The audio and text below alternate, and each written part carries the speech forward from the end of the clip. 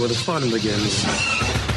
A long time ago, in a galaxy far, far away. This is Rebel Force Radio. Your source for the Force. Star Wars news and commentary. With Jason Swank and Jimmy Mack. I've seen Star Wars 500 times. Star Wars #1. This station is now the ultimate power in the universe. I suggest we use it. Now it's time for Rebel Force Radio. We would be honored if you would join us. Well, we'll have to ask him if he's tired of talking about Galaxy's Edge yet. I don't think he is. Something tells me that he's not. No. We got lots of feedback from last week's show. In addition to all of the cries for more Swank. Where was Swank? We need more Swank. What happened to Swank? It's overwhelming. Deafening. There were quite a few comments, voicemails, emails left by Rebel Force Radio listeners, you all, about Jimmy Mac's review of Star Wars Galaxy's Edge. And if last week's show wasn't enough, if you go over to YouTube and subscribe, and I'm going to say subscribe, I'm not going to say watch. Listen, you got to subscribe and hit the little bell so that every time we release a new video over on YouTube, youtube.com/Rebel Force Radio, you get a notification. Yes. And we're not obnoxious about it. No. But we want you to be the first to know. There's 3 videos, not 1, not 2, but 3 videos of Galaxy's Edge footage through the eyes of Jimmy Mac. We're going to talk about all this because I have questions. Yes. I have questions. Good, because we lost you last week to bad Wi-Fi or something. Or, you just got pulled into the sand and surf. There was nothing we could do about it. The overwhelming tidal wave of family sucked you in. And that's great. exactly That's great. That's exactly what it was. Listen, I'm glad you're back from vacation. But yeah, I am. You weren't alone when you were out there. We had RFR spies looking out after you just to make sure there was no dark side influence would come and ruin your family vacation. So sort of like an RFR guardian angel. I was being watched? Yeah, they provided me with a little bit of footage of, I have just a photo in particular I'd like to send you. This is a picture of you on vacation. I'm sending it to you via your phone. Oh, okay. I got my phone right here.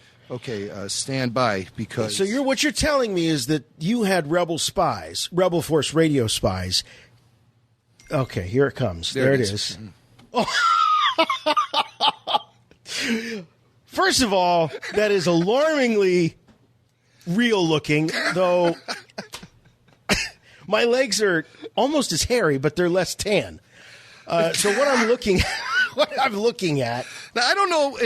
This is a very Should we rare describe photo. it? Should we describe it?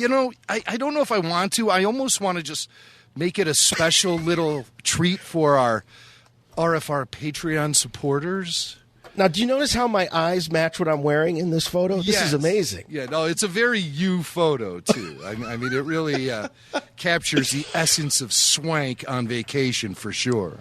It is so weird and funny that we got that because I just had lunch yesterday with faithful Rebel Force Radio listener, longtime listener, Adam Giffey. Oh, wow. And so Adam's a Northeast Ohio guy, and we met for lunch. And we were talking about this very ensemble, this very outfit. And we said that there was literally only one person in the history of human existence that could wear this outfit and look good doing it. But I'm going to have to amend it and say we now know there are 2. Okay. All right. There are 2. Well, this little mystery photo is going to be posted up as an exclusive for the RFR Patreon supporters. I've got bedroom eyes going on. Look at that. Oh, you should. I'm like beckoning. Yeah, it's a real sweet look. And, but you do pull it off, I got to say. Well, thanks. I was actually in Sandbridge Beach, which is about 10 miles south of Miami Beach. No, Virginia Beach, where Virginia Beach becomes a little nicer.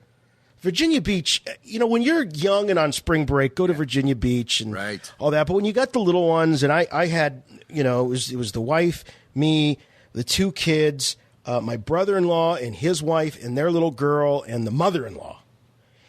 Yeah, that was something. Yeah. So we're all piled in this house.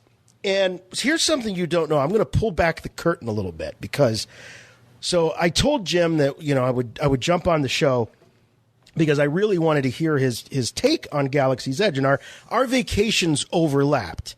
And we're going to hear lots about Jim's, even more about Jim's adventures out on the West Coast as he and the family ventured into California. But I went the other direction. I went to the East Coast, to Virginia. And what you don't know is that right before we started recording, Jim got pissed. He got pissed at me. Yeah, what? You got mad at me. What? You got mad at me. Admit it. You got mad at me. I don't know what you're talking about, so I can't admit to anything. I'm going to explain it right here. I'm going to explain it right here. All right. So here's the situation. This is a situation. I had nowhere to podcast that would have quiet. The quietest place I could find was outside on we were beachfront, which was incredible. So right out of the bedroom was a sliding door onto this balcony. Yeah. And right there was the ocean.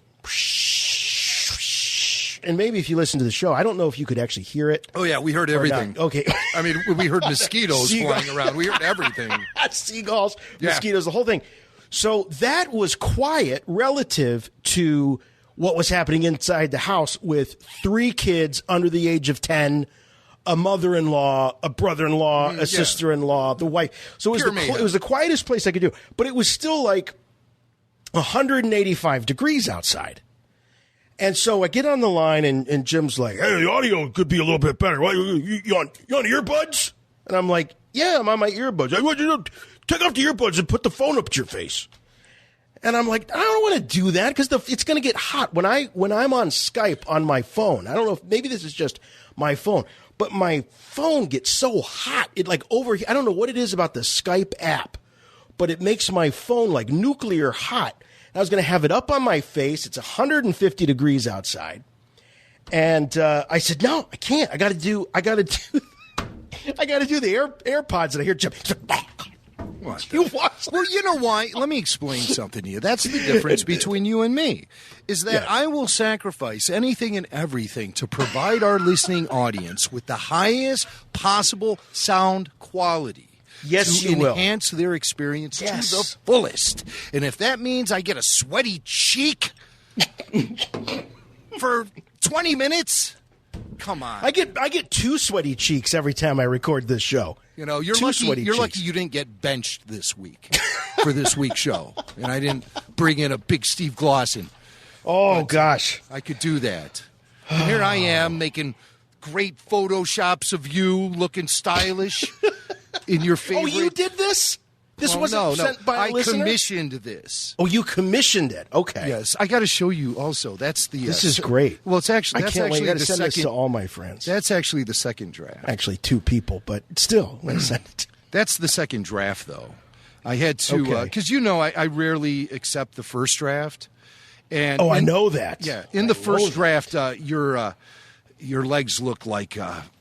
I mean, they look like pine woods, pine wood trunks. They were just massive. And also the person who assisted me with all of this, he, I think, was concerned with my mental health upon making this request. But he went through with it anyway. So was it really concerned about your mental health or your something else?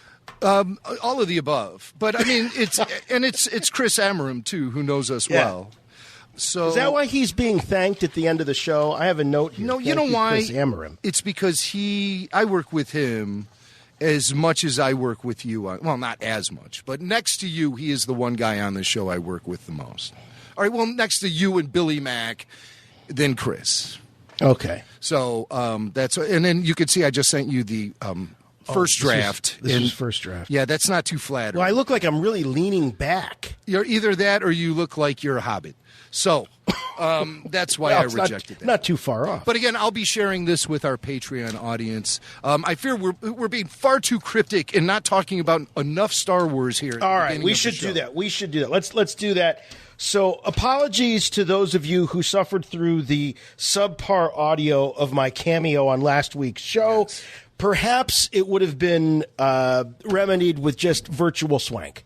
Maybe you could have just had virtual swank, and it would have been crystal clear audio. Well, believe me, he was on deck. He was definitely Plan B. Uh-huh. He moved up into Plan A a couple of times during my cameo. Yeah.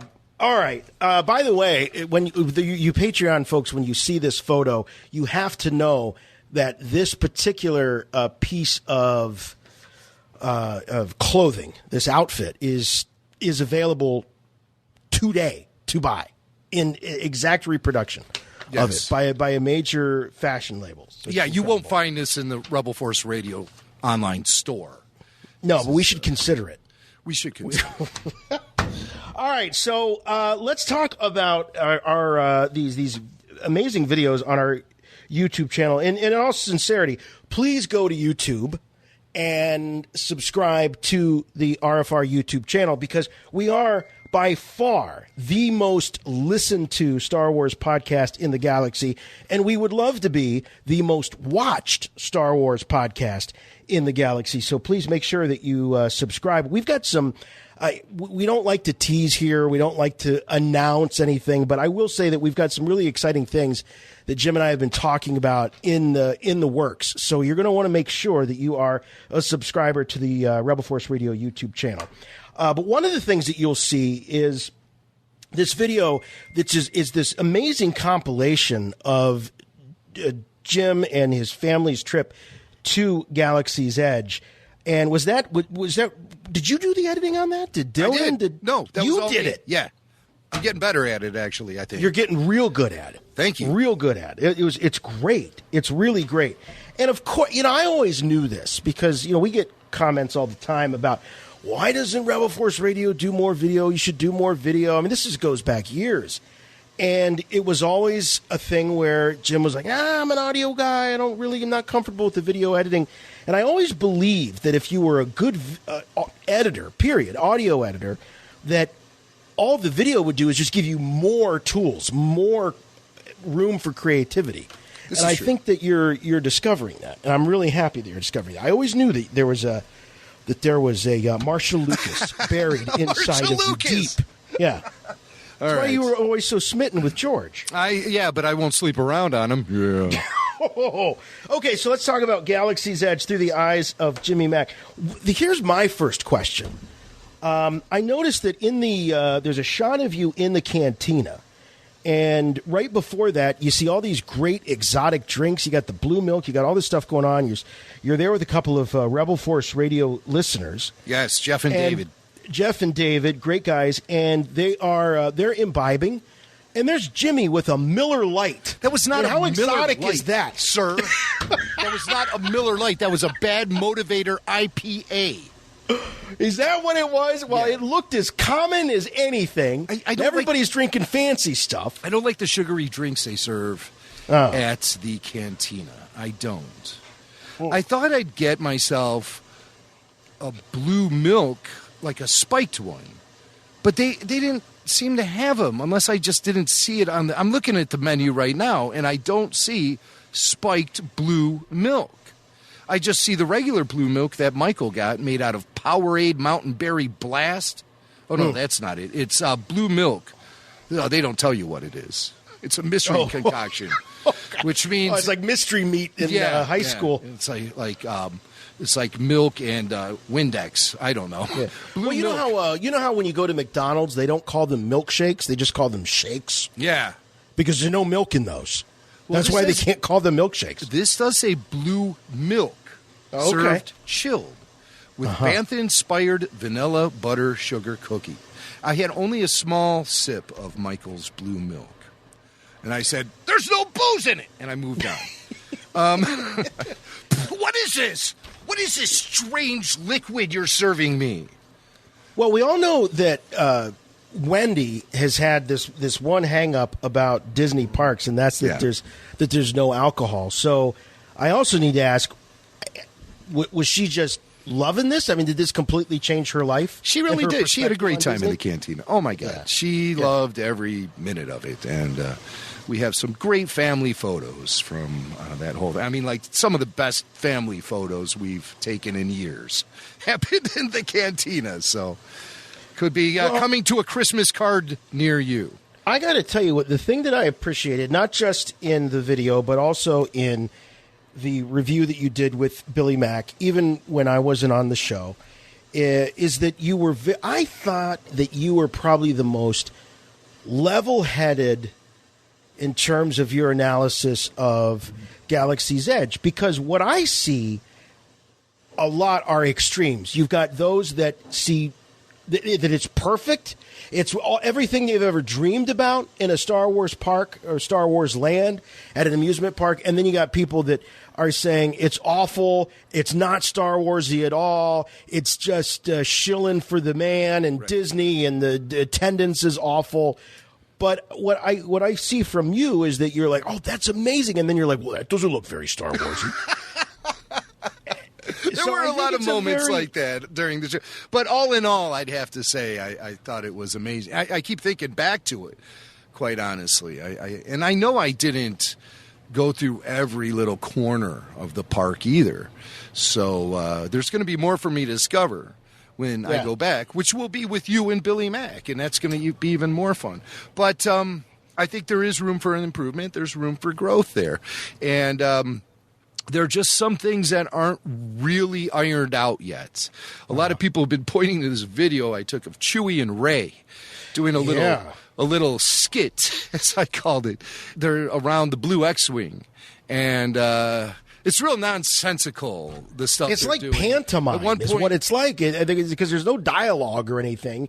They just kind of motioning to each other and doing big, exaggerated movements as they're like mimes. A little bit. And it seemed like I was trying to interpret what was happening. Something was going on with the X-Wing and the maintenance of that ship that was upsetting Chewie. And I believe a threat was incoming because he was staring on those micro binoculars, or macro binoculars, I should say. Yeah. I always call them micro, but I know they're macro. Whatever. Yeah, you're seeing big. You're seeing not little. No, they're the ones macro. That go... Yeah, and have really staticky reception, and they're weird. But like normal binoculars, I think are far more functional than those static, hard to see through. Well, he didn't even see the Tusken Raider. Like it was 6 inches in front of it. Right, yeah. You do see that come up through the frame though. From Luke's perspective, as he's looking through those electro binoculars, you do actually see the Tusken Raider come up through the frame from that perspective. Have you ever noticed that? Do. Yeah, you had to. Have, yeah. In the early years when you'd watch on HBO and make a VHS tape of it and watch it obsessively. Hey, lady. You would watch it. You would watch it obsessively. The definition just didn't exist, and so it was kind of like a blob, just sort of blocking the frame. But in the age of better video technology, and then of course DVDs and everything, you could see everything crystal clear. So great.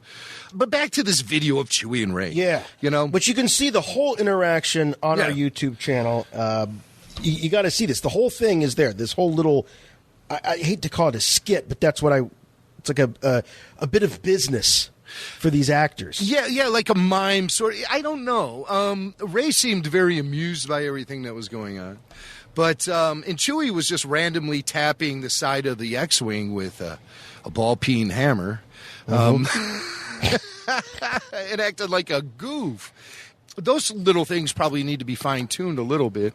I said, hey, it's almost as good as the holiday special.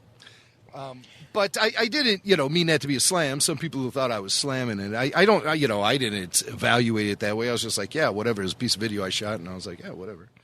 And then when I watched it when I got home, I was like, well, I actually think that's pretty damn close, to be honest with you. I think comparing it, And again, it's not to necessarily disparage it, but what's weird about the holiday special is seeing the characters out of the context of a film like Star Wars.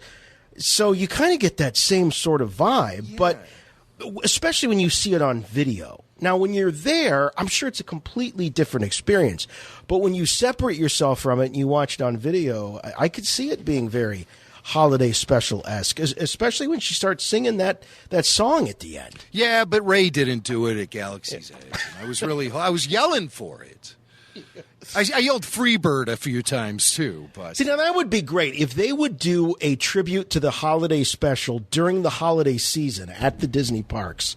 That would really be something. Of peace. Come on, let's have Life Day where everybody gets in half price. Galaxy's Edge. No, everyone sneaks in. They don't even open the gates. You have to find your own way in. We'll get you home to your family. See, to me, that's a fully immersive experience. Yeah, right. But so the Chewie and Rey video, it's funny. But, I come at it from a perspective of watching promotion during the prequel era where MTV would go to Skywalker Ranch and Chewie would jump behind the drum kit and start jamming like he's Dave Grohl or John Bonham or someone. And so I can let go of that kind of thing. Hey, the hyperspace hoopla wasn't that long ago, okay? That's right. And that was under George Lucas's reign. So Disney stuff that happens, whatever. This was kind of... Well, they're at least in character. They were in hyperspace character. Hoopla, they weren't even in character. Yeah, right. Well, I guess it depends on your own headcanon. Sometimes mine went there. And I was like, man, them some boss moves from Darth Vader. Yeah. But no, it's Disneyland. Who gives a crap? I mean, how I know that I don't want to open this up to like a whole kind of debate about nitpicking and stuff, but you are the one who said I'm being level-headed about it, and the level-headed approach I take about it is just have fun with it, and always root for Star Wars to succeed. This is a conversation that I was having with Adam over lunch. Is that I for the first time in a long time? Well, I guess in this case, first time ever. I'm totally 100% ready for episode 9. I am so ready. I have reached this place of acceptance and just looking towards the future, honestly, because.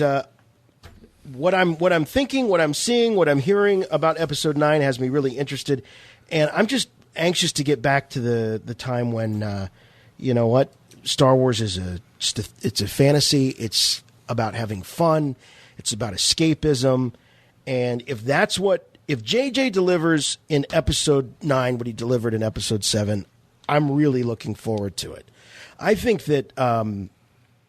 The whole thing with 8 and Johnson, I think it's just going to be, honestly, kind of this blip on the radar. I really do. I think it's time to move on. Well, and move on and hope the scars don't run too deep. Yeah. For everyone. But I'm totally ready. I mean, we're 4 months away. We are 4 months away. And, I'm looking forward to crossing that finish line because, quite honestly, the last 5 years have been rather exhausting.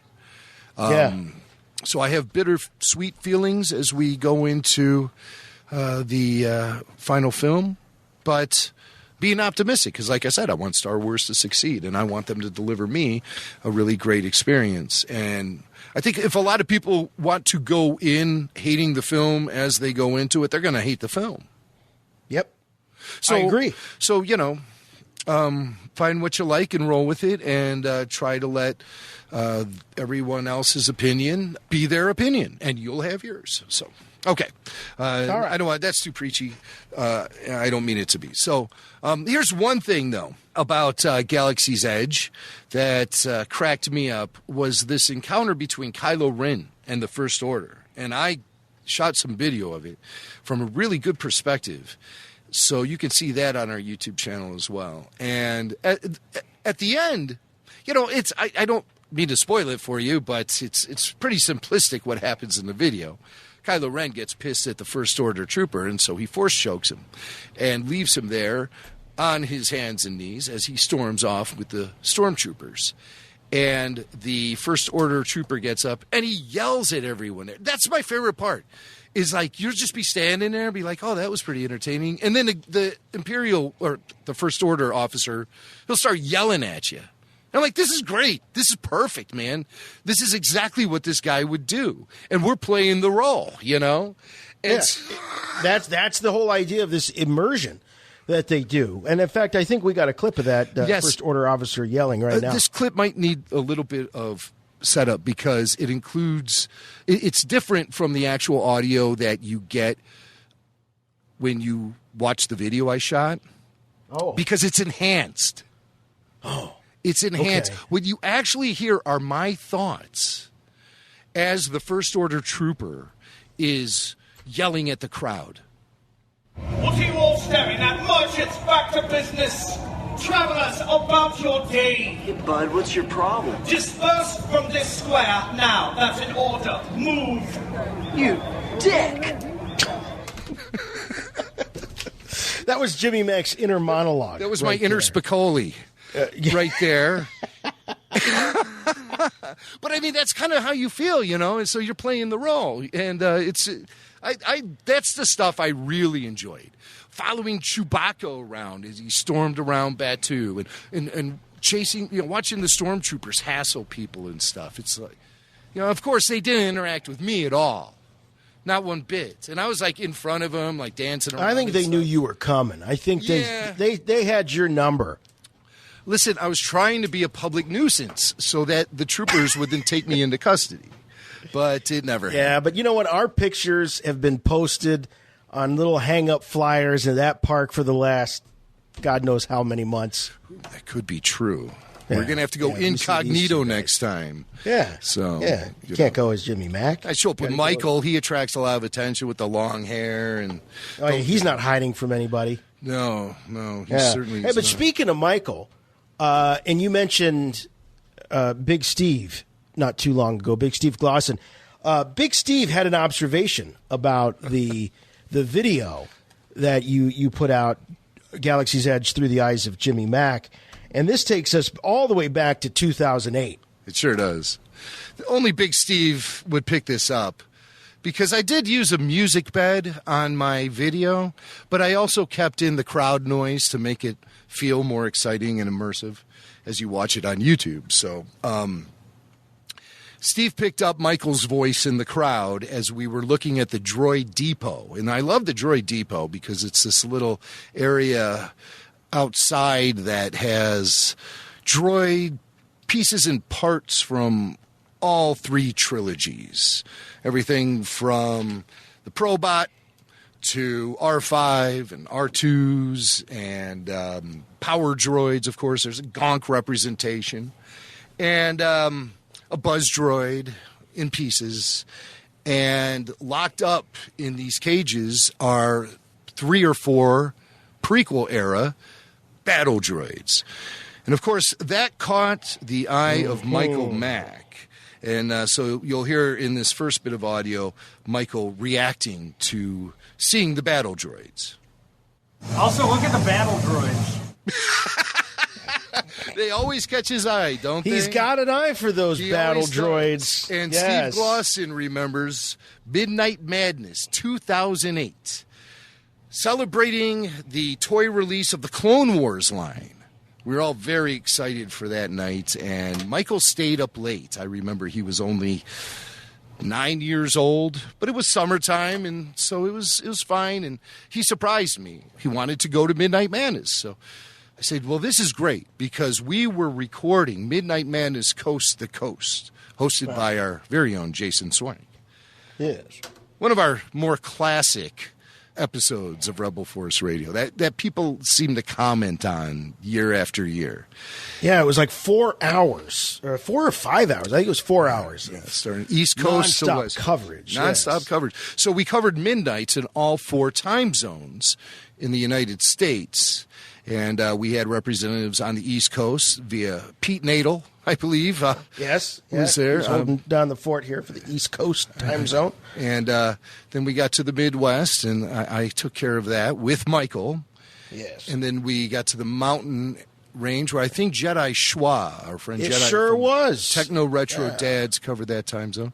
And then we got out to the left coast, and was it Steve Sansweet? It was Steve Sansweet. Absolutely. And he was. I remember he was really giddy because he wanted to get in there and take some of the store displays. We're like, Steve, those weren't on sale. Yeah, didn't he have? There was Toys R Us had that big falcon that was hanging from the ceiling, I believe. Yeah, so I think he was going into to smooth over some people there to allow him some access to one of those pieces. But he does have that falcon. I remember seeing that falcon at Rancho. Yeah, it is there preserved for generations to cherish. Thank goodness. He's doing such a great job with that at ranchoobi1.org. But back to our story about Steve Glosson and his observation that Michael Mack was attracted to the battle droid at Disneyland. And so Steve posts, did he learn nothing as a child? Hashtag, we can do better than that. So, of course, I knew exactly what Steve was talking about when he made this comment on YouTube, and I dug up the audio from Midnight Madness 2008 when everyone was rushing the action figure section at 12:01 a.m., and I have my 9-year-old there with me, and I'm standing on the side podcasting and pushing him into the scrum, hoping he emerges with all the most desirable characters. And this little bit of audio magic will take you back to that night, and you'll hear Michael's results. Oh, what do you got? Here comes Michael with a handful of stuff. Oh. What do you got? Did you find a Yoda? A battle droid? Come on, we can do better than this. We can do better than this, he says. Well, better than this. And that became something of a mantra for action figure collectors for years to come. Right now, if you could listen to what's playing inside young Michael Mack's head as he falls asleep, you can hear, come on, we can do better than this. Better than this. Oh, do you think it emotionally scarred him for life? I think so. And that's why he's been an overachiever in everything he's done. Absolutely. Is from that moment. So really, he should thank you. He should thank you about that. See, when you're hard on your kids, they should thank you. I was watching Michael Mack in concert last night, so yeah. Oh, that was a long time the whole ago. time in between songs. Come on, we can do better than this. We can do better than this. But you hear the little voice in that clip. Oh man, does that bring it back? Oh, you're kidding me! Come on, it seems right like in the it feels. I mean, dude. It feels like yesterday. It really does. Oh, what do you got? Here comes Michael with a handful of stuff. Oh. What do you got? Did you find a Yoda? A battle droid? Come on, we can do better than this. So, Jason, when I was at Galaxy's Edge, I took note, obviously, of the attendance because we'd been hearing so many reports about attendance being down at Disney. Heck, even before I went out of town, John Marcoux said, hey, I saw an aerial photograph of Disneyland and it looked pretty sparsely populated. And I'm like, great, this is fantastic. I'm on my run of the park.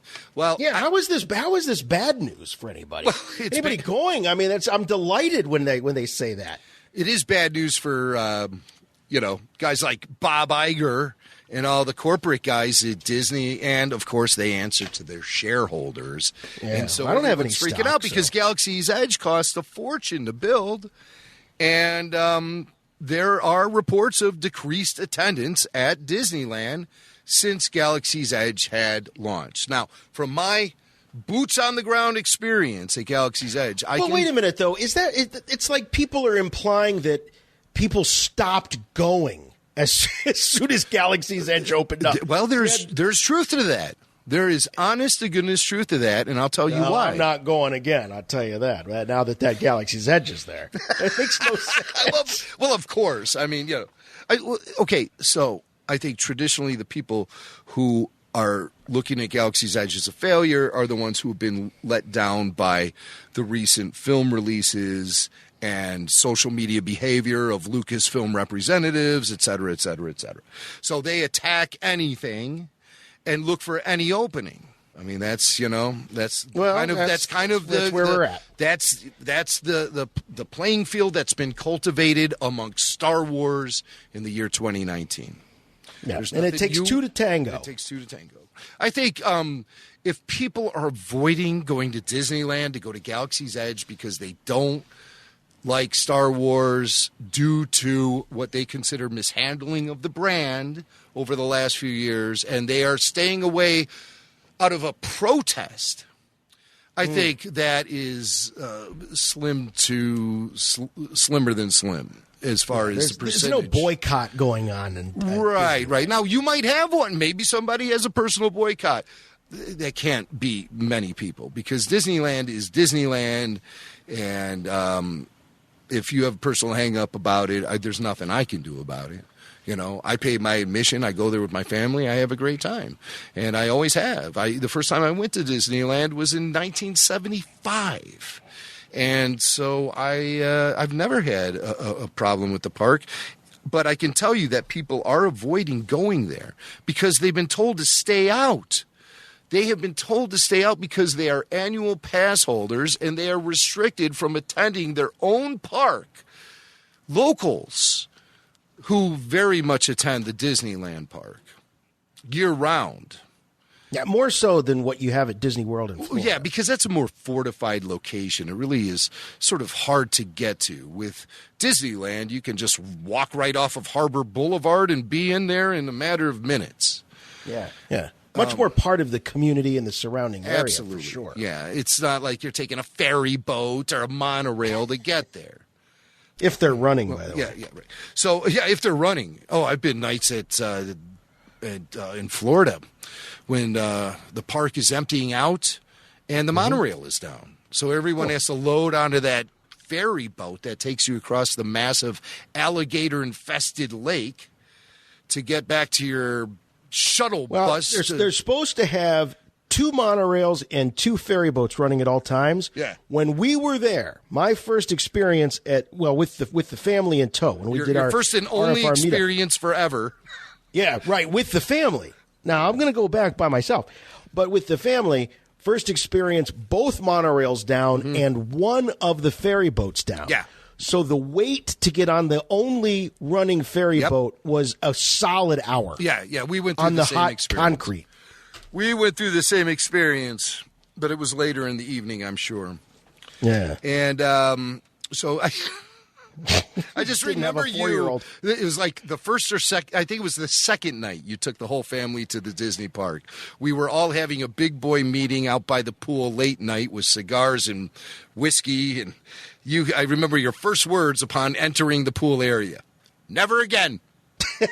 Never again. Yeah. I'm like, dude, I had to do so much to coordinate. Never again.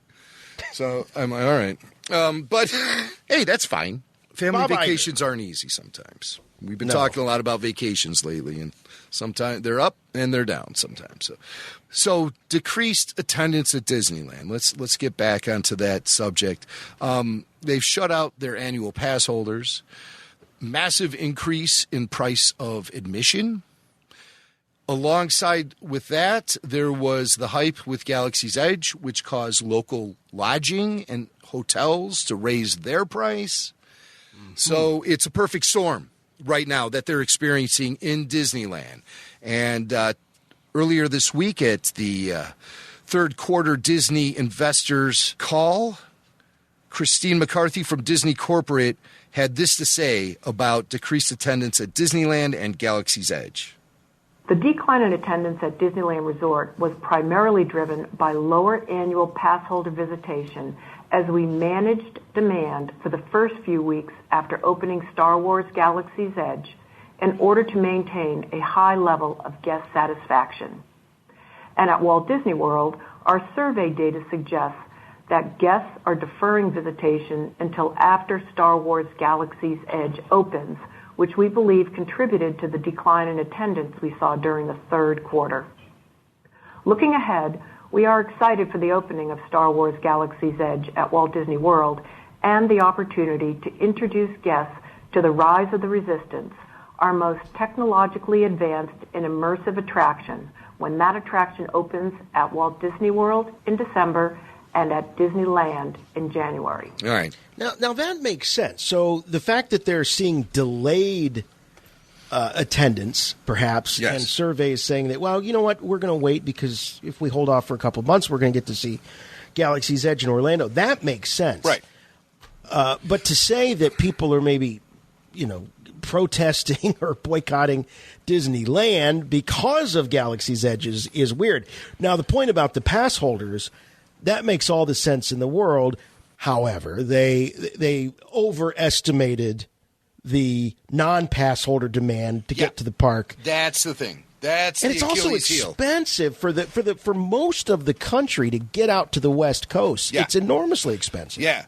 So the decrease in profits that they see from a decrease in attendance isn't as bad as it would be if they kept their normal prices. With the price hike, they've been able to cover a majority of that attendance decrease. Thank you, $200 build-it-yourself lightsabers.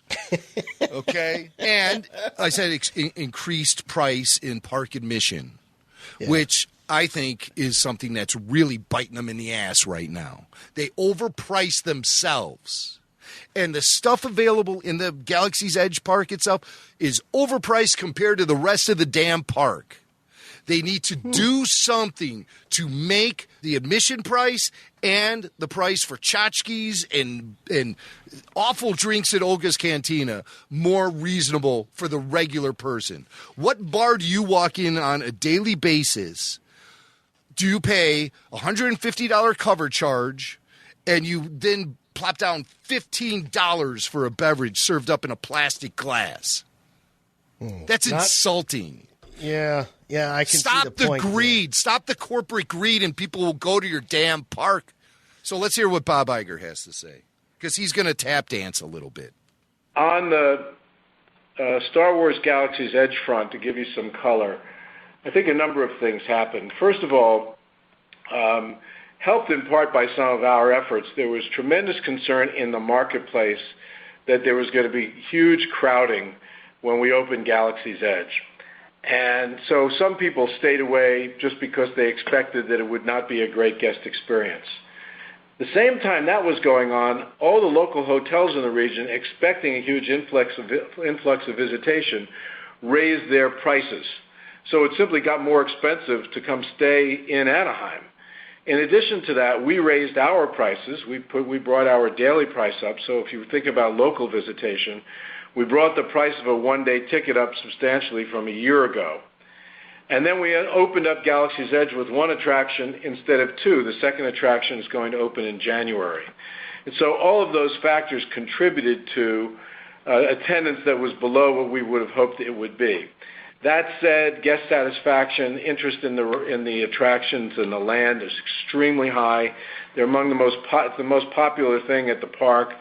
And so long term, and look, we build these things for the long term, we have no concerns whatsoever about them. We're opening Galaxy's Edge in August in Orlando. The second attraction there will open in December, and as I said, the second attraction in Anaheim will open in January. So we feel great about the product that we've created. It's going to just take some time for things to work themselves out in terms of how the marketplace is reacting. Well, so yeah, there it is. Tap dancing indeed. Yeah, and a little bit. Yeah, I mean, look, what you lose on volume, you can make up in price. There's no question. But they haven't done that in revenue. Completely. They were still down. Percentage points as far as the parks, and this is the hot summer tourist month.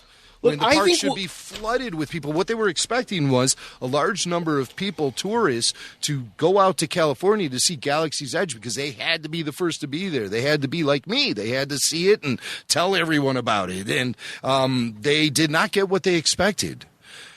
People go to Disneyland.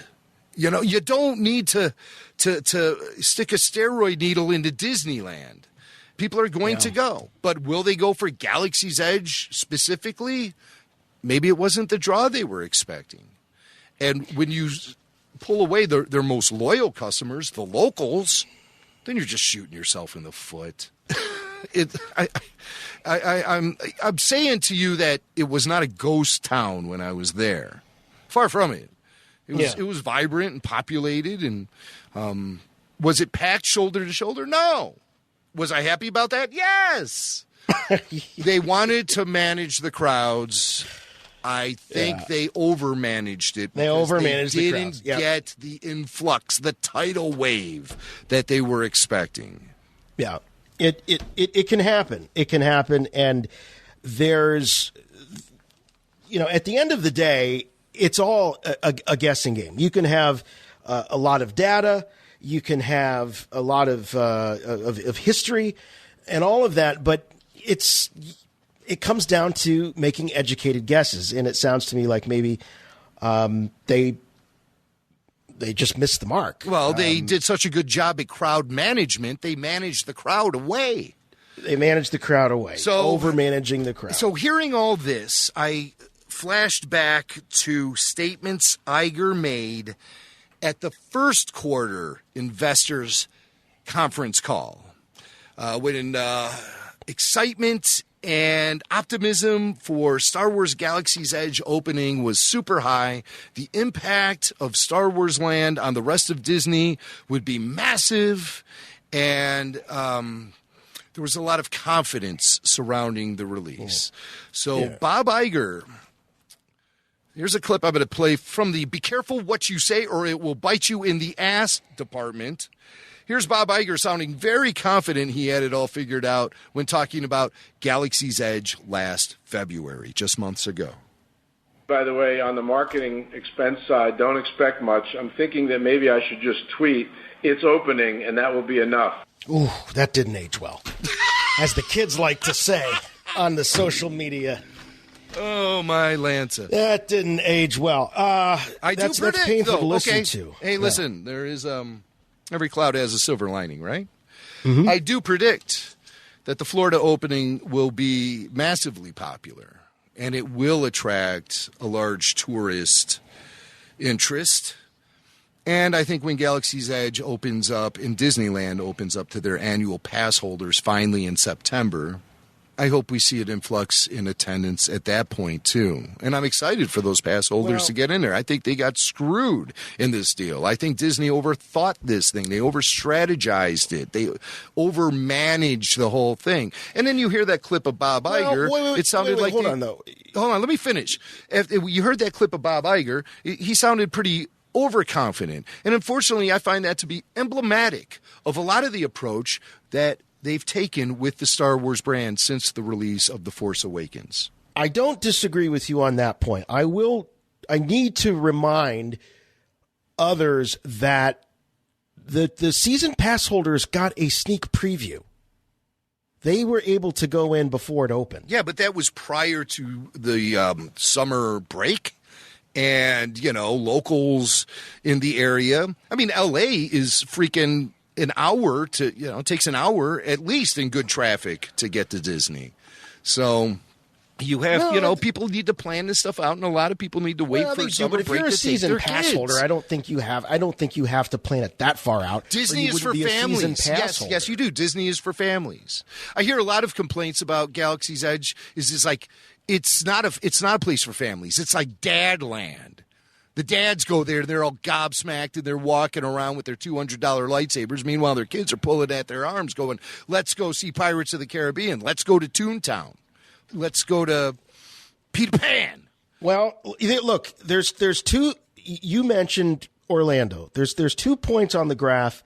In order for us to really see if Disney has a Star Wars problem, for sure, there's 2 points on the graph that we need. We need the opening of Galaxy's Edge in Orlando, and we need the opening of Episode 9. Yeah, if Orlando is what we're seeing with Anaheim, that's going to be one. If Episode 9 has a lackluster opening weekend, if it underperforms the Last Jedi, then we're going to know that Disney does have a Star Wars problem. Or my God, if it performs like Solo, then Star Wars might go away, folks. Well, here's the question. Does Disney have a Star Wars problem, or does Star Wars have a Disney problem? We will pause while you, the listener, contemplate this. Mos Eisley Spaceport. You will never find the more wretched hive of scum and villainy. We must be cautious. let's move on here, because what I think is really interesting about your trip out to California, was that you not only experienced Galaxy's Edge and this fancy, high-budget cantina, big-budget cantina, but you also went to our pal, J.C. Reifenberg's Scum and Villainy Cantina there on Hollywood and Vine in Hollyweird, and which has been going strong. This was supposed to be just a little temporary pop-up. How long has this been going on? Well, I think for a couple of years now. Oh, more than a couple of years. Maybe you might be right, because JC approached us before he launched the concept. Yeah. And I think he was looking to do some big promotional push with us and everything. But then there's all the loopholes when you're starting a new business and stuff. And so, but of course, JC's been in touch with us nonstop, telling us to come out and visit the Scum and Villainy Cantina. And I found myself staying out in Marina Del Rey, 20-minute, half-hour drive to Hollywood. And whenever we're in Southern California, the kids always want to go to Amoeba Music on Sunset Boulevard. And so that place does not have much longer. What is Amoeba Music? Only the most amazing record and music store in existence on the planet. There's some people listening to this show have no idea what a record store is. This is true. I mean, but they also have cool things like T-shirts and videos and collectibles of all kinds. Is it a mom and pop or is it a chain? No, it's privately owned, but unfortunately it's an endangered species. At least the one in L.A. is, because the building is going to be torn down and some like fancy new high-rise is going to be built there. And so Amoeba is going to be forced out, whenever that happens. I don't know if they've actually applied a date of execution for Amoeba in downtown Hollywood, but they got the wrecking ball sitting outside in the parking lot? No, we didn't see it. It was the same old Amoeba Records. It's been there forever. Right. It's a staple. It's a staple for rock music lovers everywhere. There's also one in the Haight in San Francisco, so hopefully that one isn't an endangered species. But the kids love going to Amoeba in Hollywood, and that's right around the corner from JC's Scum and Villainy Cantina. And so now they're old enough, the boys, so I can just drop them off at the record store for a few hours, and they will kill a few hours in that place. And Wendy and myself walked over to the Scum and Villainy Cantina. It was great. I mean, just approaching it felt cool, because the beautiful signage, which JC told me was created by Fawn Davis, who's a former ILM guy who worked on the special editions and the prequels, and he just created this beautiful logo for them, and all of the beautiful people of Southern California were mingling about there, and it was a packed house. We got through the bouncer and walked in and pulled up a couple stools at the bar, and really felt immersive. It felt like an immersive Star Wars experience from the fact that the aesthetic level was totally appropriate. The lighting, the little alcoves surrounding everything, the lighting on the bar, the piping behind the bar. It was just so much fun. Kevin Smith does shows from there. Yeah. We got more about Kevin Smith coming up later in the show. Blubbering Kevin Smith, we call him. Yeah, we're going to talk about Kevin crying. Yes. Kevin. But he does record Fat Man on Batman. And of course, J.C. Reifenberg has an association with Kevin Smith going back for years. And he's currently a producer on Kevin's current film in production, Jay and Silent Bob Get Old. So that'll be a lot of fun. I'm sure that'll be chock full of Star Wars references, updated for the new era. I wonder what Jay and Silent Bob have to say about the Disney era of Star Wars. That should be very interesting. Well, there was a tweet of the two of them, Jason Mewes and Kevin Smith, enjoying Kevin's second screening of The Last Jedi. I remember seeing that. So they took that movie in together. Yeah. And Jason Mewes always looks like his screen alter ego. Well, yeah. I think the line is very thin between the two. But JC's very tight with Jason Mewes. And, of course, Jason Mewes is a friend of the show's. He's been on Rebel Force Radio in the past. And we'll be re-releasing his interview on YouTube. I'll do it next week. Right, unedited. Which I don't think has been heard yet. So you got to check this. I sent Jason and Billy Mack a little clip of that. I had totally forgot. Totally forgotten about it. Yeah. And it's just, yeah, you're going to have to hear this one to believe it, because we have Jason go through the Yoda questionnaire. Yeah, and that question about what does George Lucas say after he says cut on your final take. Jason Muse's answer is, probably the all-time classic. Right, one for the ages. It's by far the best answer to that question ever. Yeah, and not safe for work. So be looking for that. JC know you were coming out, or was this a surprise? Did you see JC? Oh, yes. He actually made the trip in to see me and Wendy there. Oh, that's fantastic. Yeah, so you coordinated the time. I did. And had some blue milk. And this stuff was, the stuff that was spiked. Mm-hmm. Wait a minute. So you had the blue milk at JC's joint, but not at Galaxy's Edge. Yeah, I think there is an alcoholic blue milk there somewhere. Maybe I'm wrong. Because here's my thing. When visiting Galaxy's Edge, I did not research it. I did not watch videos about it. I had vague ideas of some things because, we had Puppet Lando reading the Olga's Cantina menu. Yeah. At RFR Live on Reggie's. And speaking of YouTube, we have edited highlights of that show coming up. So you'll actually be able to see what 250 other people saw that night at Reggie's. Yeah. So that'll be funny. We've been working on those videos for a while, Chris Amram. Again, that's why, special thanks to Chris always. Oh, I got it right here. Yeah. Sign off. Thank you, Chris Amram. It's a preview. Sign off. Right. So also, Scum and Villainy Cantina, new game area under construction. Oh, yeah? Up in the front, yes. What, like video games? Yes. Oh. And it'll be based on that other Star franchise. The aesthetic in that room. Really? Yes. For video games? Yes. They're gonna have a Trek video game. I didn't say that. I just said it'll be some other. Oh, Star Search. So you got Ed McMahon. No, he's there with the pinball. Wrong again. Stargate. Oh no. Oh. But I mean, like I said, this is under development. Okay. And, all right. So no spoilers. That seems cool. Oh, going back to the blue milk though, so I have to evaluate the blue milks that I've actually tried now, because I've tried several. Kevin Lyles.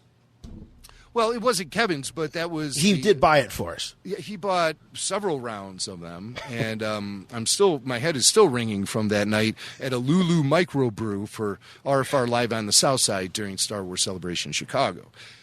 In my opinion, the South Side blue milk at a Lulu's is superior to JC's.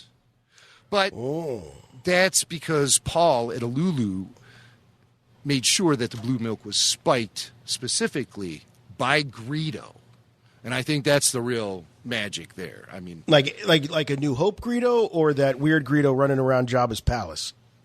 Well, it would probably be yes. Because that other one is Beto. Greedo's I thought it was Guido. No. Oh, that's Goodfellas. That's the Rodian in Goodfellas. You funny? What do you mean funny? Funny how? Guido. That mother Rodian. Yeah. Spider. I always shoot first, Spider. Dance. All right. Okay, so yes. So you're scoring a Lulu's blue milk the highest, but you didn't have the blue milk at Galaxy. You had a sip of Michael's blue milk. And that was the weakest. Yeah. Because I think it really was milk. Had a lot of froth based on the video I see. But I have to say, the blue milk at Scum and Villainy is exceptional. It was very good. I think I had a couple of them. So give us an idea of, because you got JC, there were so many of us. And I got to say, we got to go back. I want to do some research here. Scum and Villainy, because I want to give the credit to JC for how long this thing has been going on. 3 years? The website. 3? No, it's got to be longer than that. It's got to be longer than that. And I don't see a date on here. It was supposed to be a pop-up. It was a pop-up, but this, dude, it has to be close to 5. This thing predates Disney. It's got to be close to 5, or if not more. All you have to do is look in our email and just punch in JC and look at his email and look for the first time he brought it up to us. Is that too much research for you? That's a lot of research, man. There's a lot of emails in there. You're the one from JC. Yeah, but you're the one who's obsessed on figuring out. I am because I want to give JC credit because so many people over the years, Star Wars fans, talked about a Star Wars theme park, a Star Wars themed restaurant, and JC did it. He was the first to do it, and he did it without really any. Oh, wait a minute, hold on. It opened April 2017. All right, fine, fair enough. It's only been 2 years. 2 years. Over 2 years. This is still a great idea. I mean, yeah, but it was before Galaxy's Edge. Okay. And he told us about it the support of the machine. I'm sorry. I don't mean to cut you off. Yes, that's okay. So I found the email. Oh, okay. Instead of searching JC, I searched Scum and Villainy, and it was the first. There you go. His email that he alerted to us was August 11th, 2016. Okay. And so then I think it might have been established as a full-time place in 2017, but it was a pop-up in the second half of 2016. Yes. So yes. He has been at it for, there you go. That's boy, does the 3 years. It's been 3 years, but the point being that JC was the guy that really put his money and his time and his talent where everyone else's mouths were and said, well, I'm going to do this. I'm really going to do this. And again, he did it without big corporation, big investors and all of that. And I just think it's awesome that it's standing the test of time.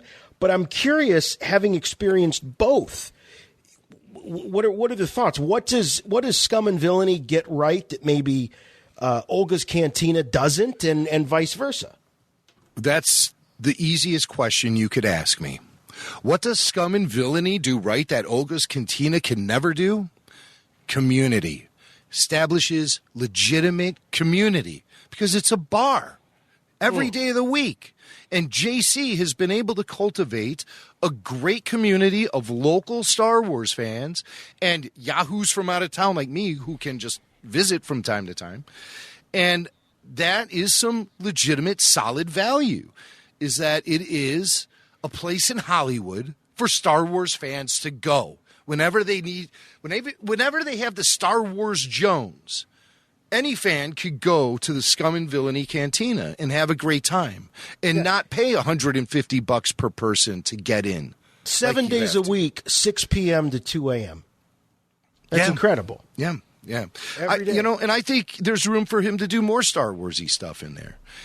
He doesn't have TVs because he wants it to be fully immersive. But what I would like, because I'm telling you, the community that surrounds this establishment is solid. And I would like to see more fans who cosplay showing up as troopers, as aliens, organizing fan meetups. And please let me know if there's anything I can do to help you achieve that. Get out there.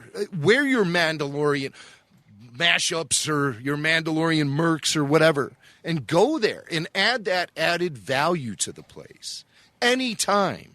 And you will never find more appreciation as a cosplayer than when you're hanging out at JC's Scum and Villainy Cantina. And that's not exactly the case at Galaxy's Edge. They're not.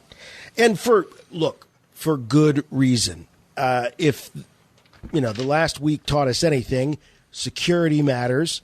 And you can't have people running around with prop guns and all this stuff. So Stormtrooper gear that gets confusing. It does. And for a park and the scope and the size of Disney, I get it. But at something like the Scum and Villainy Cantina, you get a little bit more. You get some more leeway for something like that because it's smaller in scale and all of that. There is a website, scumandvillainy.cantina.com, so check that out. Again, 7 days a week, 6 p.m. to 2 a.m. And Jim, what you're saying is that this bar, because it's there, it doesn't cost. You don't have to go through an amusement park to get there. It's actually created, a group of regulars on top of the tourists that are coming through there. So you get this great dynamic. Yeah. How happy would you be to have the sports bar experience accessible to you, but it's not sports, it's Star Wars? Incredible. All the time? Like if I was a local? Yes. A townie? That'd be amazing. Right. I'd be like the Cliff Clavin there. And so many people go to visit L.A. and Hollywood, and you go to see R2-D2 and Darth Vader's footprints at the Chinese Theater, and go check out Mark Hamill's star on the Hollywood Walk of Fame, and then go to JC's place. Yeah. And then go to Amoeba and drag my kids out of there before they spend all my money. Because they're still there. They're still there. And Wendy flew back. We've been back for weeks now. And I still keep getting charges on my credit card. Well, at least you know that they're okay like as those charges come in. Then you know. Beach Boys box sets.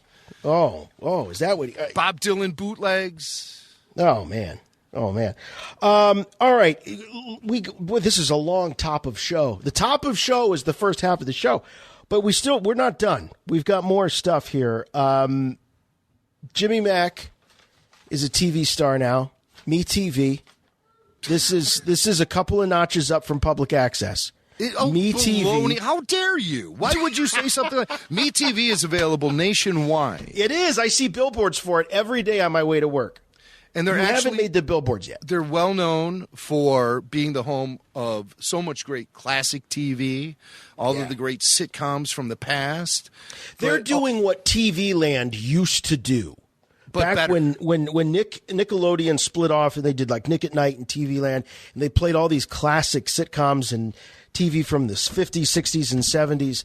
And now you turn on TV Land and it's like it's Friends and it feels very modern. Yeah, But MeTV has got some great stuff. All the classics, and they're all timeless. Mark Hamill loves MeTV. And he's become a big fan of the horror host Svengoolie, who has been a Chicago treasure and a friend of mine for decades. I can proudly say Rich Coase is Svengoolie, and he knows me and my family, and we have loved that guy for years. So the reality is I'm actually a little bit jealous because Jimmy Mack, as being a guest on this show, The Collector's Call TV show, he's rubbing elbows with one of my all-time favorites. Oh. One of my all-time favorites, one of my first crushes. Wow. Yeah. And rightly so. Lisa Whelchow. Blair from The Facts of Life. Lisa Whelchow. And she is awesome. And she hosts this great show called Collector's Call. And it's the first original show produced by MeTV Network. And they're going into their second season. And some of the producers of the show are aware of me because I did work with them on another show for the Decades Channel. It was a Star Wars anniversary show where I was one of the talking heads spliced in with people like George Lucas, etc. you know, those guys. People like that. Man, I'm looking at the website. Man, Lisa looks incredible still. She looks great. And you know, she's just like a radiant, beautiful person, you know, and it's real sweetheart, and it comes from the inside and works its way out with her. I was so impressed with her. I'm working with these guys as their Star Wars expert for season 2. It will start airing. The show I'm going to be on is going to start airing when season 2 kicks off, which will either be late December or early January. I think they might want to rush it up to kind of coincide with the release of episode 9. But, you know, there's so much red tape to cut through to determine all that stuff. But I'm really happy and excited to work with these guys. This is a top-notch crew. Lisa Whelchow is just amazing. What an amazing person. And what the show is, it's an unscripted series that introduces you, the viewer, to some of the biggest collectors of pop culture memorabilia in the country. And so we're going to visit one of them, and I'm going to be the, quote, Star Wars expert, unquote, and they're going to use me for my knowledge and authority. Wait, so they're not coming into the Star Wars room? Oh, they wanted to. They wanted to, but they found bigger rooms and... Oh, I see. Yeah. Okay, all right. And I so think, you're going to go in there. I started tipping him off to a bunch of people too, so it's all good. My whose room are they going into? I guess I can't divulge any sort of information. Oh, is it someone I know? Yes, it is. Okay, I had a feeling. Yeah. Okay, all right.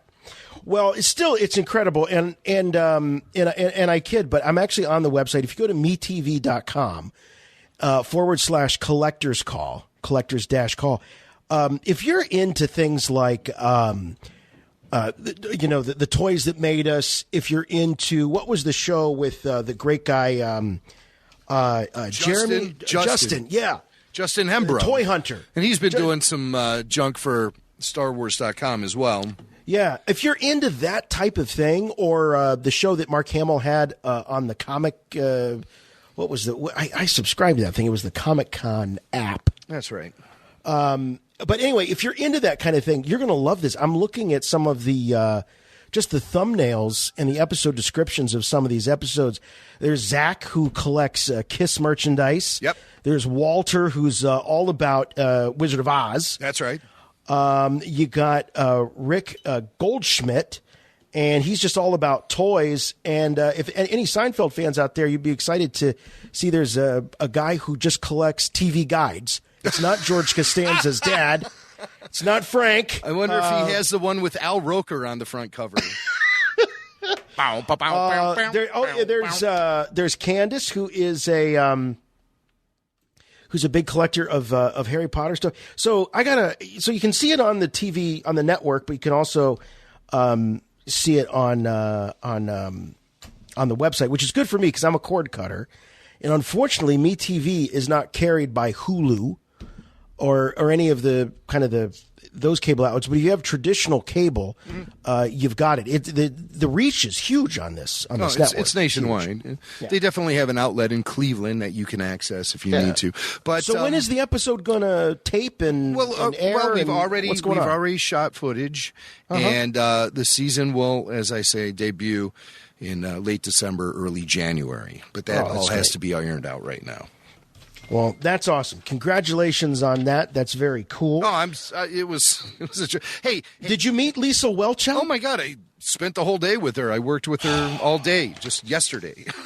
Just rub it in. I brought along one of our guest contributors here at Rebel Force Radio. Also joined me, and he makes a colorful and dynamic and. He made an appearance that works every time. Oh, my gosh. Are you okay? All right. No. All right. I'm not going to say anything. I can't wait. Christmas is going to be amazing this year. We've got episode 9. Got Lisa Welchow. It's incredible. All right. We got to do a little shout out here because, turnabout is fair play. British comedian Jeff Norcott. He was featured in a little column for the Radio Times magazine, this is a UK publication. That's right. I believe. Yeah, I believe our friend James Burns from Jedi News subscribes to this magazine because he's the one we have to thank for this tip. And I was surprised that this didn't come by. So Radio Times, have you heard of this magazine before? I have. Okay. Yep. So it's in the UK, and does it cover radio like it sounds like? Is that what it is? I think back in the day it did, but now it's primarily something that just brings you things like TV listings and stuff like that. It's like a TV guide. Back to the TV. Maybe Al Roker was on the cover of it once. I don't. Who knows? Well, I tell you, all that matters is that British comedian Jeff Norcott, just out of the blue in this little blurb, they're trying to get a little, sense of what he's into, and he said that he likes to. Listen to Rebel Force Radio. He says, I'm into this podcast called Rebel Force Radio because when you get to be middle-aged, you like to spend time thinking about Wookiees. Yeah, he said that. And Radio Times misspelled Wookiees, and I can't forgive them for that. It's 2 E's. It's not like cookie. It's come on. 2 E's. Wookiees. I'm sure Jeff didn't like that. But how cool. And, Jim, you did a little bit of research on Jeff and why people might know him, but he's comedian out there in the UK. Yeah, he's been out there performing since 2001, and he is very funny. He's edgy, I would say, and I actually pulled a little piece of audio from him. It's just amazing, isn't it? I think the internet has given us a way that we can make anything about us. Like, another thing is, I've got a mate, everyone will have a mate like this, who, if you mention a big historical event or a news event that happened within our lifetime, they'll tell you where they were that day, right? I had lunch with him the other day. His name's Dave, and I mentioned 9/11 in passing, and he went, 9/11, remember I was that day? So I don't give a shit, Dave, where you are. Okay. Why are you telling me this? Why, ironically, are you trying to hijack history, Dave? He looked all hurt. I went, all right, where were you? He went, karate. I went, see, Dave, this is exactly why I didn't want to know. He said, well, you know, I was in New York 6 months before that. It makes you think, doesn't it? I was like, no, it doesn't. To be honest, all it makes me think is I wish you'd been there 6 months later. Boom! And so that's what I mean, you know, because I remember a time when it was like, you couldn't joke about 9/11. Oh, my God. But, you know, tragedy plus time equals comedy, and that's comedy 101. There's a kernel of tragedy in all comedy, and that's what it is, and people just, you know. I like him. I like Jeff. And hey, you know, Jeff, if you're listening, float us an email, show@rebelforceradio.com. We'll bring you on, and we'll give you the Yoda questionnaire. Absolutely. Sure. All right, we got time for a voicemail here. Let's listen to Eric from Phoenix. Eric is commenting about the most recent episode of Rush Hour, which you can hear if you become a subscriber to our Patreon community. Go to patreon.com/rebelforceradio. So take it away, Eric. Love Eric. Hey, Jason. Hey, Jimmy. This is Eric from Phoenix, and I'm listening to the Patreon-exclusive Rush Hour episode that dropped this week, and you guys are talking about Tusken Raiders, and it made me think about something. Ever since I was a little kid, I've always thought the Tusken Raiders, a.k.a. Sand People, and the Jawas were really cool, and, you know, there's really not been a whole lot written about them, like in detail, like what do they look like without their cloaks on, with all the wrappings on if you're a Tusken Raider. And I know there was, you know, the Star Wars Galaxy, I think it was, trading card set. There was I think there was a Sand Trooper shown unmasked, or there was gonna be. And I really haven't read any of the comics or books since like 1999 because I've had kids since then, no discretionary income. So maybe they've dived deeper into it, but I'm just not familiar with it. I always thought it'd be cool. And I do know there was a Sand Person featured, and it could have been in the Star Wars Insider comic book series, in a comic series, or maybe it was in a book or a comic book. I do remember something about that. But anyway, I always thought it'd be cool to dive deeper into the background of these species, or what do they look like? What's their story? How did they get on Tatooine? You know, all of that. Anyway, just random thought of consciousness while I'm driving home from work on Wednesday night. Oh. Anyway, keep up the great work, guys. Talk to you later. Bye. Thanks, Eric. Appreciate that. I do remember being very surprised. Well, a couple of things. I do remember that trading card because that Topps Star Wars Galaxy trading card set was one of the first big reemergences of Star Wars in like mainstream retail. Mm-hmm. I remember when that happened. I was very surprised, actually. Yeah, when I came upon Star Wars stuff. Yeah, this can't be happening. I almost did a double take to those. I said, what is this all about? You know, thank you, Topps, because those were sort of the dark times back then. Very much. We're talking like early 90s, I want to say, like 93, 92. Yeah.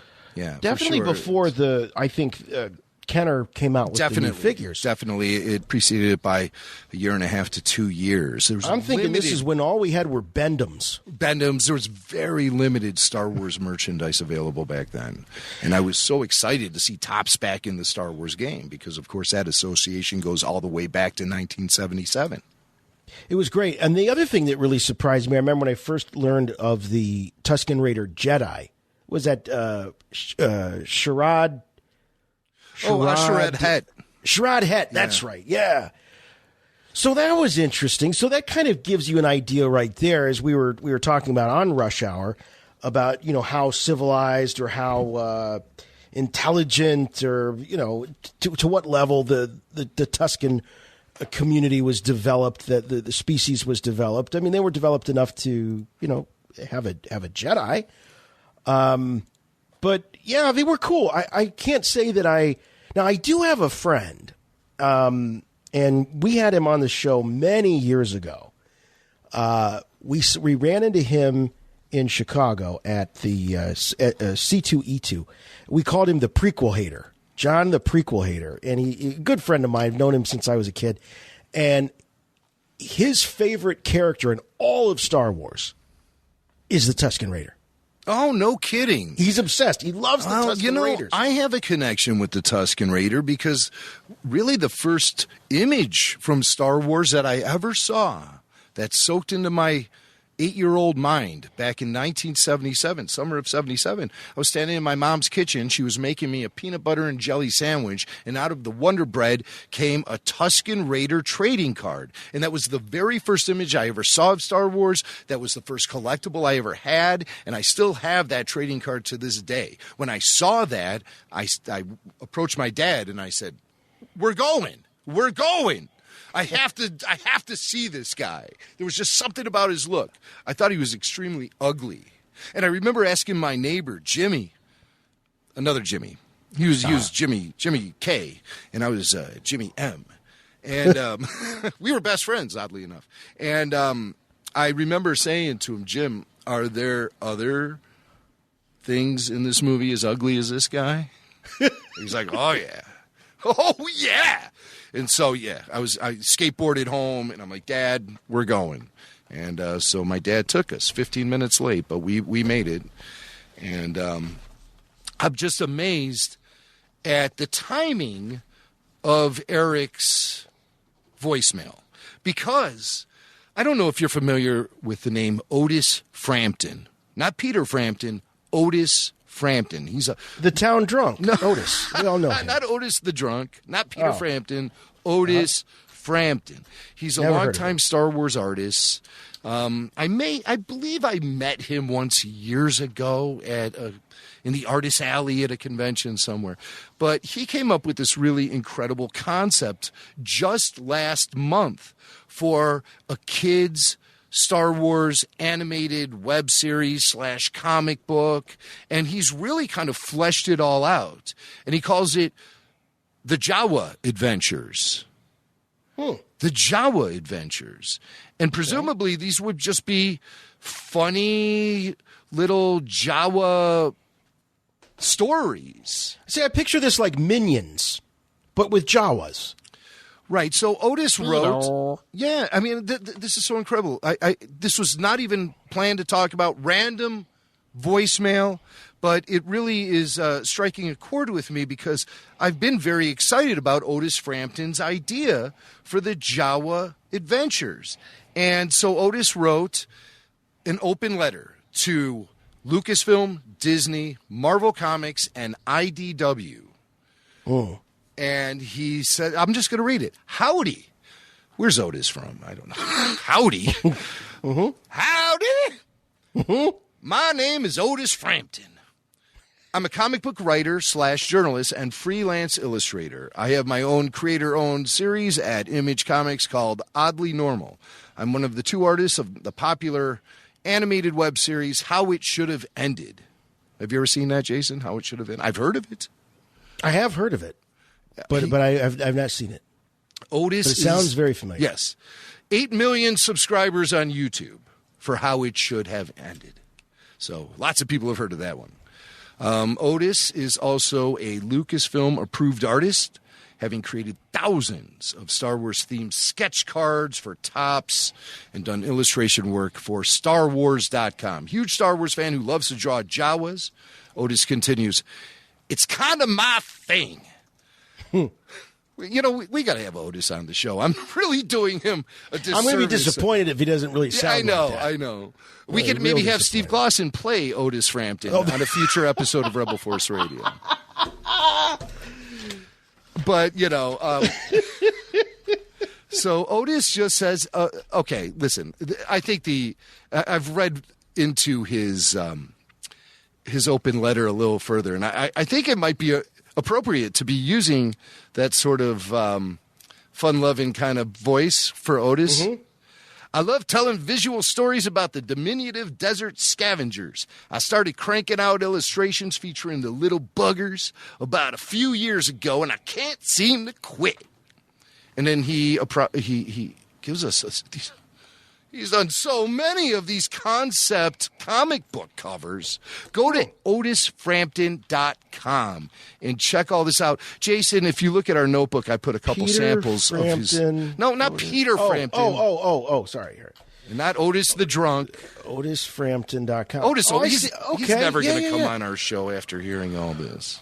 Okay. I'm going to ask him. Where am I? Oh, so I'm on his website. Where do I see the JAWA stuff? JAWA Adventures pitch. There you go. Here it is. It's fresh. And just scroll down and look at all that. Look how cute artwork. these guys are. Look at all that. And look how cute. And look how, God, easily, his imagery is just, it would translate into merch. Oh, so man. nicely. And if Star Wars is having a problem attracting kids these days, like I've been reading in articles on Bloomberg and elsewhere, then maybe they might want to consider this stuff. Man, I love these. He's got these concept comic book covers, and what's really fun is how it spans the entire saga. Like you've got him hanging out with the Rancor Keeper, and in one issue you got him hanging out with Zeb and Chopper from Rebels. You've got him hanging with Rey. Hey, Jason. Jason. Yeah. His phone number is on the open letter. Should we? I see it. Let's call him. We're going to call him. Should we call him? No, you know what? I don't want cold. We should have him. I don't want him to be unprepared. So right. Yeah, let's just wait until. See, that's the radio guy in me, you know. Yeah, right. Yeah. No, I'm not going to do that to Otis. I'm not going to cold call my man Otis. Otis, my man. Oh, Jim? Did you see the one of him with Zero? What? Oh, there he is. Yeah.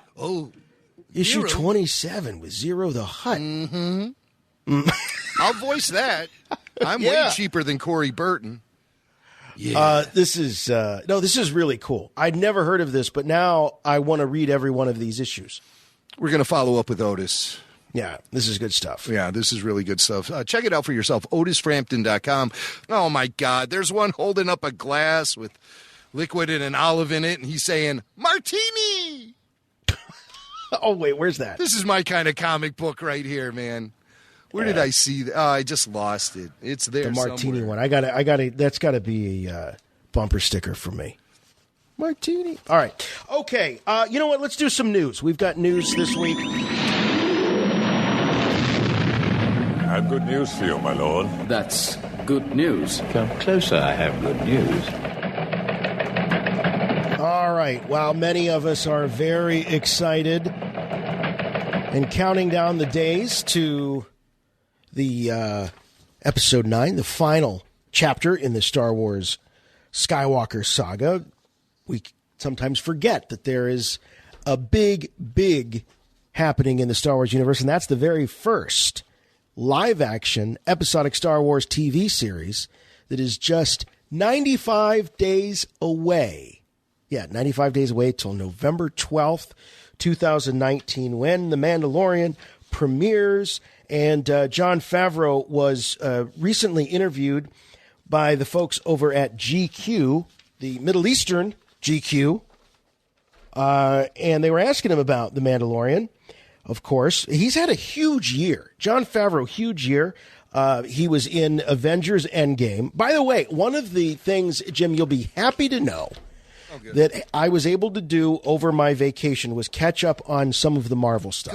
Good. So I watched the Spider-Man movie, Not Far From Home, Homecoming. Thank you. Watched that, loved it, and then that made me want to watch the Avengers movie, not Endgame, the other one, Infinity War. Yes, Infinity War. I watched it. Infinity War. I haven't watched Endgame yet. Wow. Well, you're in for one hell of a wild ride, my friend.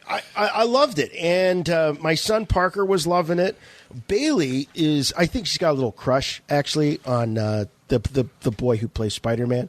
Tom Holland, yeah, because she's like, I like the scenes when he's just Peter Parker. Oh, yeah, I know. But he's so darn likable. I mean, I'm not saying anything new to anybody. It's like I discovered plutonium here. But I knew I was going to love these movies. I just hadn't had the time. And, you get a little downtime when you're on vacation finally, so I watched them. So they're great. They're great. So I can't wait to catch up. Pretty shocking stuff in that Infinity War, huh? Oh, yeah. Yeah, slack it's jaw. intense. You're slack-jawed it's intense. watching that. So I hope we get that same sort of emotional resonance from Episode 9. Man, these Marvel movies are tough acts for Star Wars to follow.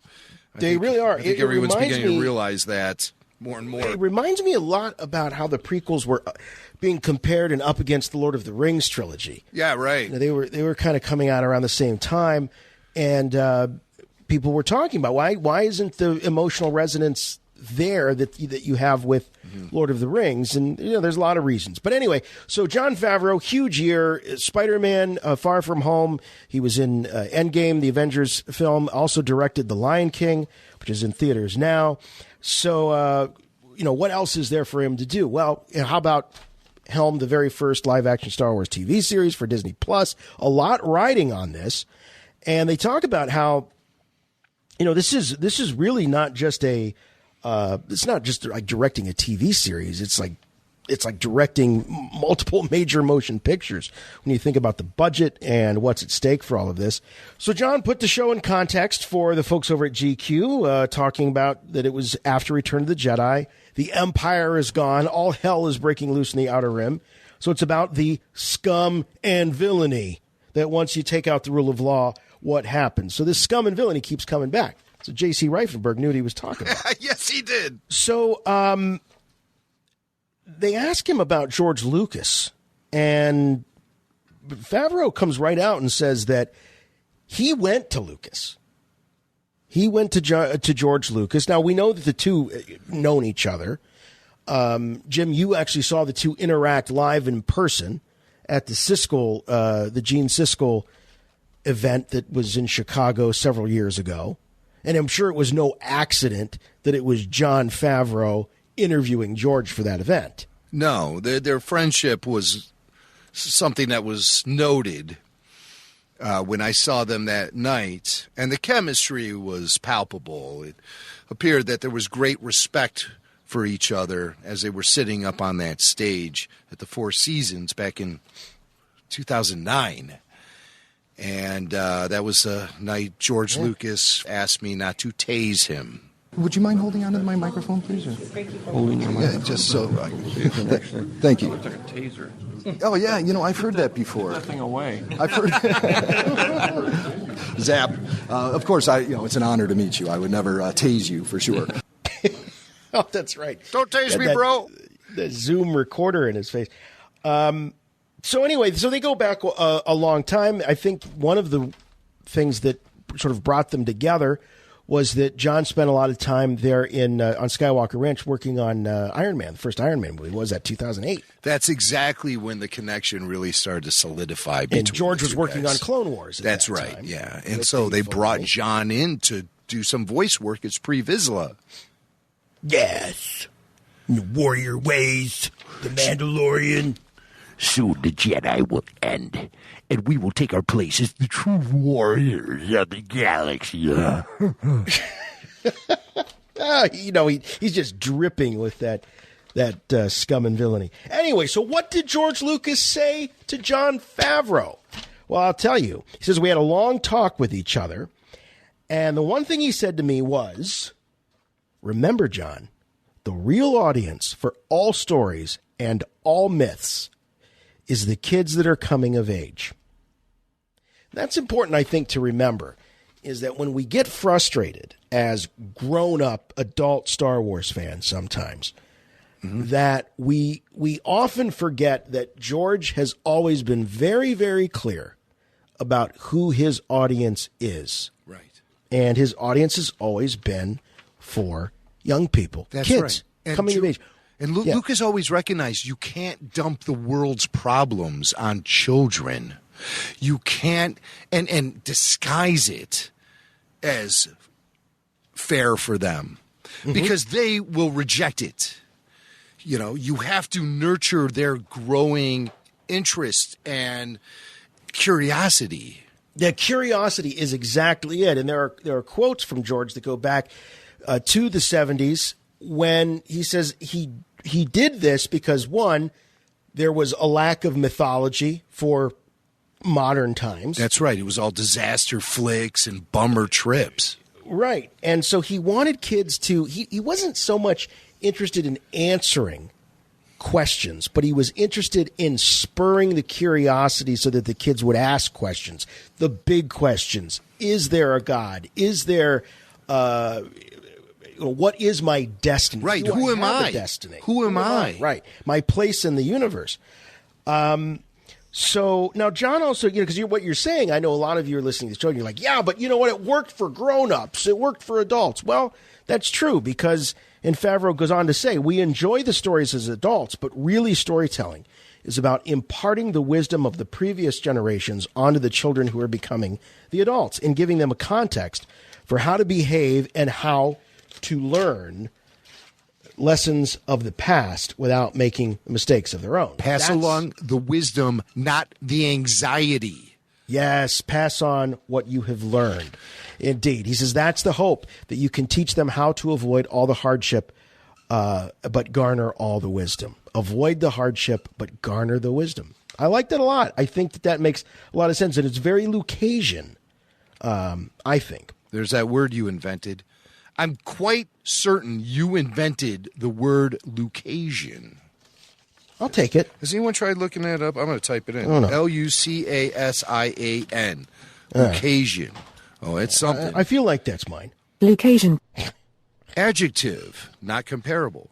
Of or pertaining to Henry Lucas, circa 1610 to 1663, member of Parliament for the Cambridge University and founder of the Lucasian Chair of Mathematics. All right. Well, I never heard of him, so I think we need to update that definition. Yes. Now, see, that, of course, is of or pertaining to Henry Lucas. Our term shall appear in future dictionaries. Yes, all dictionaries. We're going to start with the big ones. Like, what's the big one, Jason? What, Webster? Webster. We're going for Webster. Yeah. Okay. Adjective of or pertaining to George Lucas, circa 1940-something to today. Member of Lucasfilm and A Galaxy Far, Far Away, and founder of the Lucasfilm Studio and Skywalker Ranch and all that other good stuff that made Star Wars happen. Yeah, I mean, how do you define Lucasian? Well, you did a great job. You did a great job trying. Well, you know, I try. So in addition to his interview with the folks over at GQ Middle East, he was also on Jimmy Kimmel talking about The Mandalorian. You know, it's about a bounty hunter. It's after Return of the Jedi, so the Empire's gone and all hell's breaking loose in the Outer Rim. And it's about the, scum and villainy that now once you take out the rule of law, what happens? Chaos takes over and you have a lot of the unseemly characters. It's based on current events. It's kind of like, when you meet Han Solo at the beginning of Star Wars or New Hope and you have sort of the Starport bar. And I always love those characters. I always love the rogues gallery of bounty hunters in Empire Strikes Back, and I always want to see more about it. Yeah. I got together with a guy, Dave Filoni, who's my partner on this one as producer, and we're writing this stuff and coming up. It's honestly like turning over your toy chest and playing with all the Star Wars toys together. We're having a great time. It's all new characters. It's going to be on Disney Plus coming up in the fall, and we're done with the first season. I was actually writing part of the second season now, so I'm having a blast. Oh, Jimmy Kimmel just can't help himself, can he? Where's the current event? Right. But at least he was interested enough to ask him about The Mandalorian. Favreau did drop a scoop right there when he revealed He has already started writing on the second season. Now, that doesn't necessarily mean a second season has been greenlit unless something happened that I don't know about. But that's as close to a confirmation of the second season as we're going to get. Well, if Star Wars Resistance can get a second season, I'm sure The Mandalorian can get a second season. If they can award a trilogy of films to Rian Johnson before Episode 8 is even released, I'm sure The Mandalorian's going to get a second season with Jon Favreau and Dave Filoni helming it. Yeah. All right, what else we got? So there's Jon Favreau. Don't forget, 95 days, 9 hours, 30 minutes, and 31 seconds until the premiere of The Mandalorian. Yes. And I can't even stress how excited I am for that show. Well, that panel we saw at Celebration was just off the hook. Incredible. It almost made me cry, but not quite. I wonder if Kevin Smith cried when he saw the Mandalorian panel. Real quick, Kevin Smith, right? Kevin Smith, he admits it. The guy cries at everything. He's an extraordinarily likable guy. Everything I know about him as a person, I really appreciate. But yeah, we love seeing him at Star Wars Celebration. When Jason, in your words, your review was that guy bled Star Wars onto that stage. No question, it was incredible. But the question is, does Kevin Smith crying over a movie does that mean success for the film? I think just Kevin Smith crying over a movie has become something as traditional as Christmas and turkey at Thanksgiving. Well, episode 9 apparently made him cry. Man, it looks fantastic. I wept on set because I saw somebody give a career best performance, somebody I've seen in these movies before. I rolled a tear. It was so darn powerful. That was Kevin Smith on Good Morning America back from last December, talking about his visit to the Rise of Skywalker set. And then at San Diego Comic-Con, he got into a little bit about what the final shot of the film is going to be like. And Kevin was hesitant to learn that information. I've not seen it, but I was on set. I went to London at one point and visited the set. JJ invited me because I had the heart attack. He was like, when I had the heart attack, he wrote me and he was like, you got to pull through, man, so you can come visit Star Wars. And I was like, can I be in it? And he was like, come visit. So I pulled through, and I was the kind of asshole that wrote him back to be like, remember what you said? And he was like, come on out. So I got to hang out and be there on set. And there was a scuttlebutt about a set there at Pinewood, a big set that they were like, you have to see this. When you see it, it'll melt your mind. And I was like, what was it? And they were like, ask JJ. And so I asked JJ, I was like, they keep telling me I should see the set. And he goes, don't. I said, why? And he goes, the last shot of the movie. So I was like, well, now I really want to see it. And he goes, you don't want this spoiled. You want to be in a theater when this happens, trust me. And then other people on the crew were like, bro, I wish I hadn't seen it. I'm glad I did. He's going, but it will melt your mind. So for that reason alone, man, and as inquisitive as I am and curious as I am, I desperately wanted to go look. But like when you talk to the magician's like, trust me on this one. You know, sometimes as human beings, we want to know how to pull a rabbit out of the hat. But JJ is such a magical magician that I'm just like, you know what? Do it. Trick me. I'll wait and get tricked. Even though I could have seen what it was, I was like, I'll sit back. I like your plan. He's never let me down so far. So it's there. There are people in the world that know what the last shot is, even if the movie's not fully cut together at this point. I'm not one of them. I think that's beautiful that you didn't look. I wanted to so bad. It was because of him. He's such a nice dude. He's such a sweet guy.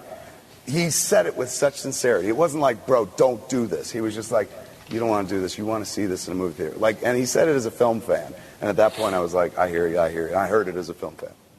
That's pretty interesting what he say. Like, so he's super fanning so much he doesn't want to even look at what the final shot is, because it's going to be something so identifiable to us as Star Wars fans. Yes. That's what I take out of So what do you think it could possibly be? I think we're talking Death Star. I think we're talking, I'm thinking Death Star. What about Lars Something to do with Homestead? Lars Homestead? I don't see how they could do that on a soundstage. No, I think they can do it. Sand, an Adobe hut, and blue screen. Bing, I know, but they don't. There's no history of them doing that set on a soundstage. What other set? Because just by merely looking at the set, Yeah, I'm thinking Death Star. It would resonate. Well, we know the Death Star is in play because we see the wreckage of it in the teaser trailer. So, what could it be? Yeah, I think it's Luke and Anakin and Yoda and Ben. What if it's Dagobah? What if it's Yoda's hut on Dagobah? But I don't think that has the resonance. I think that there's something about that final duel. I think this is going to that final duel on Death Star 2 is going to, I think, play into this. There's going to be something that is going to be either corrected there, or I think that's really where it's going to end. I could be fully, but that's what I'm thinking. But did he cry? I don't know. He cried. In fact, do you remember back in December, we talked about this, I believe, on the show about Kevin Smith crying. Yeah, he's a crybaby. The Rise of Skywalker. He does that. So the question is, we know that he cried when he visited the set of Episode 7, and he was on the Falcon. He didn't say that he was on the Falcon. I don't think he said he was on the Falcon. He just said he spent time with. I remember him saying something about spending time with these people from his childhood that he was amazing and all of that. But I don't remember him crying about Episode 8. There was, as I said earlier, there was the tweet of him and Jason Mewes, the photo that they tweeted of them seeing Episode 8 for the second time. It was Kevin Smith's second time seeing it. But no talk of tears. Now, this is a guy who cried, he cried at Episode 7. He cried during the Season 1 finale of The Flash. And apparently it was ugly crying. Not just crying, ugly crying. He also cried during Guardians of the Galaxy 2. Yeah, I remember he cried during the Dark Knight, the third one, whatever that was called, Rise of the Dark Knight. Oh, did he cry to that too? Oh, weeping like a baby. Yeah. Oh, he cried watching Brigsby Bear. Ooh. Mark Hamill was in that. That's okay. All right. Okay. Now they said that if he would have cried during Justice League, maybe that would have been a bigger hit. But he didn't. He didn't cry during that, and there's no reports. I scoured the internet. I can't find a report of Kevin Smith crying at Episode 8, but he's crying at Episode 9. Yeah. So I don't know if it's necessarily a good thing. We just got reports that Kevin Smith didn't cry when he listened to Rebel Force Radio. He puked. I think I'm gonna hurl. Rebel Force Radio. Location.